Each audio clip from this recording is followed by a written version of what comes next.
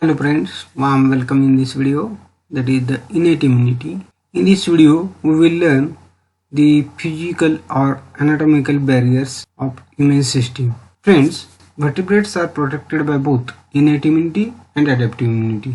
In contrast to adaptive immune response, which takes days to arise following exposure of antigens, innate immunity consists of defense against infection that are ready for immediate action when a host is attacked by a pathogen like virus, bacteria, fungi, or any parasites. The innate immune system includes anatomical barrier against infections, both physical and chemical, as well as cellular responses. The innate immune response is also known by various names like natural immunity, as it is the first line of defense against various pathogens. It is also called as non-specific immunity, as the adaptive immunity is specific for particular antigen. This immunity is not specific for a particular antigen, but it protects body non-specifically. As the natural or innate immunity is from birth, this immunity is also referred as first line of defense mechanism. The innate immunity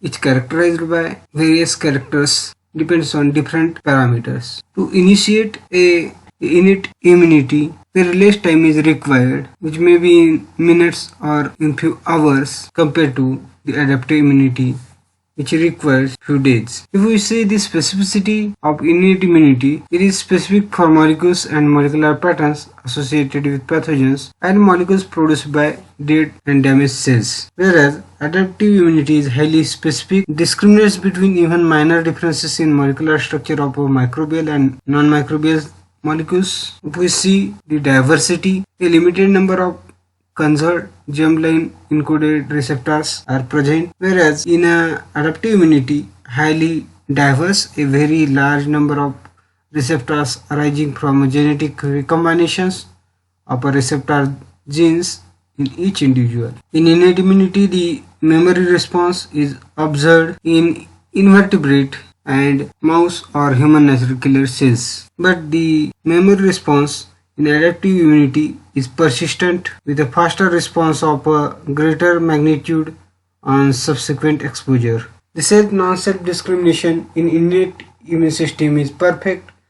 No microbe-specific self-non-self pattern in host. Comparatively, in adaptive immunity, the self-non-self discrimination is very good. Occasional failure of discrimination results in autoimmune diseases. The soluble components of blood in innate immunity are many antimicrobial peptides, proteins, and other mediators, whereas in adaptive immunity, these components are antibodies and cytokines. The major cell types of innate immunity includes phagocytes, which are monocytes, macrophages, neutrophils, natural killer cells or NK cells, and other leukocytes, epithelial and endothelial cells. Whereas the major cell types which are included in adaptive immunity are T cells, B cells, and antigen presenting cells, that is APC. The various components of innate immunity includes anatomical barriers as well as cellular responses, which are physical or anatomical barrier, chemical barriers, physiological barriers, phagocytic barriers, and inflammatory response. The main physical barriers are the body's first line of defense are epithelial layers of skin and of the mucosal and glandular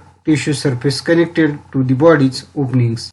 These epithelial barriers prevent infection by blocking pathogen from entering the body. The chemical barriers at these surfaces include specialized soluble substances that possess antimicrobial activity as well as acid pH. Pathogen that breach the physical and chemical barriers due to damage to the direct infection of the epithelial cell layer can survive in the extracellular space, or they can infect cells, eventually replicating and possibly spreading to other parts of the body. The cellular innate immune response to invasion by an infectious agent that overcomes the initial epithelial barriers are rapid, typically beginning within minutes of invasion. These responses are triggered by cell surface or intracellular receptors that recognize conserved molecular components of pathogens. Some white blood cells types like macrophages and neutrophils are activated to rapidly engulf and destroy extracellular microbes through the process known as phagocytosis. Other receptors induce the production of proteins and other substances that have a variety of beneficial effects, including direct antimicrobial activity and recruitment of fluid cells and molecules to sites of infection. The influx causes swelling and other physiological changes that collectively are called as inflammation. Such local innate and inflammatory responses usually are beneficial for eliminating pathogens and damaged or dead cells and promoting healing. So the very first barrier is a physical or anatomical barrier. The most obvious components of innate immunity are the external barriers to microbial invasion, the epithelial layers that insulate the body interior from the pathogens of the exterior world. These epithelial barriers includes the skin and the tissue surface connected to the body's openings. The mucosal epithelial layers that line the respiratory, gastrointestinal and urogenital tracts, and the ducts of secretory glands such as the salivary, lacrimal and mammary glands, which produce saliva, tears and milk respectively. Skin and other epithelia provide a kind of living plastic wrap that encases and protects the inner domains of the body from infection. But these anatomical barriers are more than just passive wrappers. They contribute to physical and mechanical processes that help the body shed pathogens and also generate active chemical and biochemical defense by synthesizing and deploying molecules, including peptides and proteins that have or invade antimicrobial activity. Epithelial barriers prevent pathogens entry into the body's interior. The skin outermost physical barriers consist of two distinct layers: a thin outer layer, the epidermis, and the thicker layer, the dermis. The epidermis contains several tiers of tightly packed epithelial cells. Its outer layers consist of mostly dead cells filled with a waterproofing protein called keratin. The dermis is composed of connective tissue and contain blood vessels, hair follicles, sebaceous glands and Swett's glands, and scattered myeloid leukocytes such as dendritic cells, macrophages and mast cells. In place of skin, the respiratory, gastrointestinal and urogenital tracts and the ducts of the salivary, lacrimal and mammary glands are lined by strong barriers layers of the epithelial cells stitched together by tight junctions that prevent pathogens from squeezing between them to enter the body. The sebaceous glands are associated with the hair follicles and produce an oily secretion called as sebum. Sebum consists of lactic acid and fatty acids, which maintain the pH of the skin between 3 and 5. This pH inhibits the growth of most microorganisms. A few bacteria that metabolize sebum live as a commensals on the skin and sometimes cause a severe form of acne. One acne drug, isotretinoin, or commonly called as Accutane, is a vitamin A derivative that prevents the formation of sebum. A number of non-specific physical and chemical defense mechanisms also contribute to preventing the entry of pathogens through the epithelia in the secretory tissues. For example, the secretions of these tissues like mucus, urine, saliva, tears and milk wash away potential invaders and also contain antimicrobial or antibacterial and antiviral substances. Mucus, the viscous fluid secreted by specialized cells of the mucosal epithelial layers, entraps foreign microorganisms in the lower respiratory tract. Cilia, hair-like protogens of the cell membrane, cover the epithelial cells. The synchronous movement of cilia propels mucus-entrapped microorganisms from these tracts. Cupping is a mechanical response that helps us get rid of excess mucus with a trapped microorganisms that occurs in many respiratory infections. The flow of urine sweeps many bacteria from the urinary tract. With every meal we ingest huge numbers of microorganisms, but they must run a gauntlet of defense in the gastrointestinal tract that begins with antimicrobial compounds in saliva and in the epithelia of mouth and includes hostile mix of digestive enzymes and acid found in the stomach. Similarly, the acidic pH of vaginal secretions is important in providing protection against bacterial and fungal pathogens. Some organisms have evolved ways to evade these defense of the epithelial barriers. For example, influenza virus has a surface molecule that enables it to attach firmly to cells in a mucous membranes of the respiratory tract, preventing the virus from being swept out by the ciliated epithelial cells. Neisseria gonorrhoeae, the bacteria that causes gonorrhea, binds to epithelial cells in the mucous membranes of the urinogenital tract. Adherence of these and other bacteria to the mucous membranes is generally mediated by hair-like protrusions called femori or pili that have evolved the ability to bind to certain glycoproteins or glycolipids only expressed by the epithelial cells of the mucous membranes of particular tissue. To provide a strong defense at these barrier layers, epithelial cells secrete a broad spectrum of proteins and peptides that provide protection against pathogens. Some antimicrobial agents on the epithelial surface include lysozyme, lactoferrin, SLB inhibitors, S100 protein, defensin, cathelicidin, and surfactant proteins. The capacity of the skin and other epithelia to produce a wide variety of antimicrobial agents on an ongoing process is important for controlling the microbial populations on these surfaces, as the breaks in these physical barriers from wound provide a route of infection that would be readily exploited by pathogenic microbes if not defended by